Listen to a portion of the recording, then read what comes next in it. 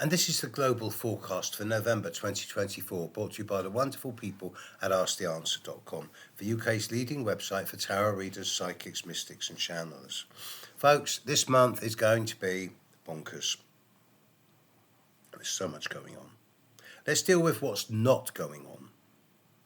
Neptune is quiet, in the background, retrograde in late Pisces, not saying anything to anyone, being quiet in the background. Yes, those of you who have been hit by Neptune in this last year or two are continuing to do so, but even this process is drawing to a close. We don't need to look at Neptune in a serious way. Similarly,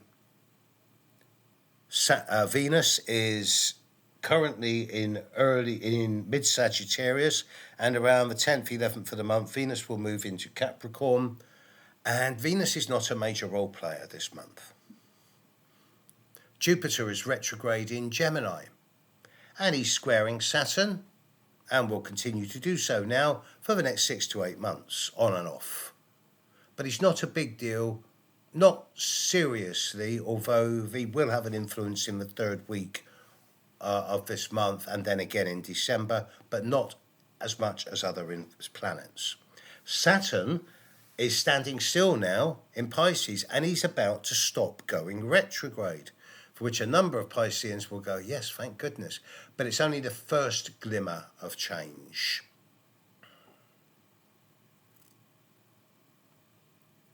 Mercury is about to move into Sagittarius, and later this month, Mercury will go retrograde. Go retrograde at 22 degrees of Sagittarius, and retrograde back as far as 6 degrees of Sagittarius. This will happen from the 26th of November onwards, but we will enter Mercury retrograde shadow around the 7th of November.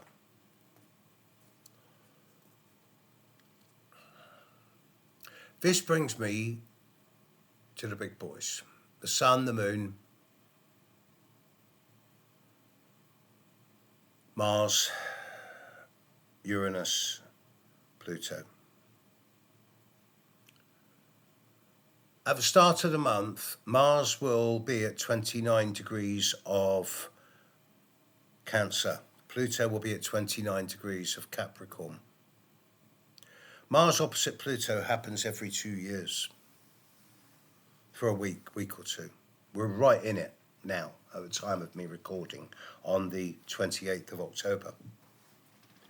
It is one of the most difficult aspects in astrology. It talks of implosive and explosive energies, whether those explosive are literal or metaphorical. Bearing in mind the state of the world at the moment, it certainly suggests that in the very short term, the warfare zones in the world are going to get worse, and there is a possibility of something far more clinical, sharp and focused happening in one or more of these zones in the very short-term future. This is also the time of the American election. Mars will move away from Cancer and move into Leo on the 3rd, 4th of November. Pluto will move out of Capricorn into Aquarius, and it will leave Capricorn alone for 233 years around the 19th of November.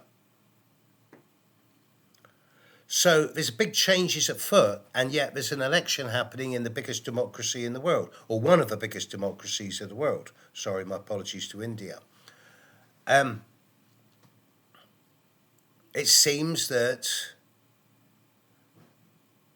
there's going to be some pretty complicated and convoluted things going on. And this is exacerbated by the new and full moon. The new moon in Scorpio on the 1st of November is actually quite a nice new moon. But it's happening at the time of the Mars-Pluto opposition, so it suggests that there's going to be some very deep and intense and subversive energies going on that are not going to come to the surface immediately, but that will erupt later in the month. The full moon on the 15th of November is a absolutely pivotal time.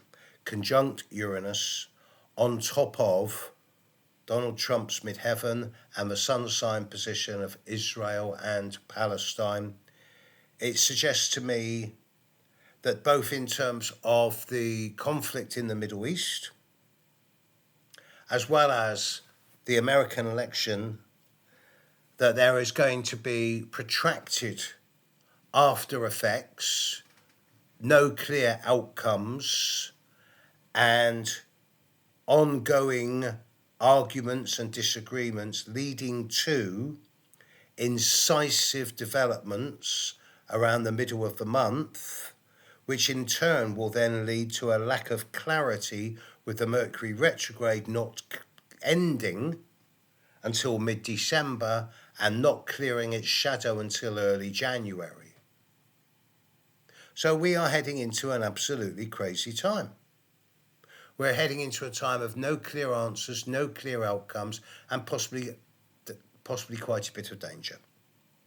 Whilst the long term of all of this will be resolved by the new year, I consider the most difficult time, astrologically speaking, of this next 10 to 12 weeks to be the next few days. Once we're into November the 5th, November the 6th, regardless of any election, forget about that temporarily. I believe the biggest danger to knee-jerk reactions will be past. Hold your breath.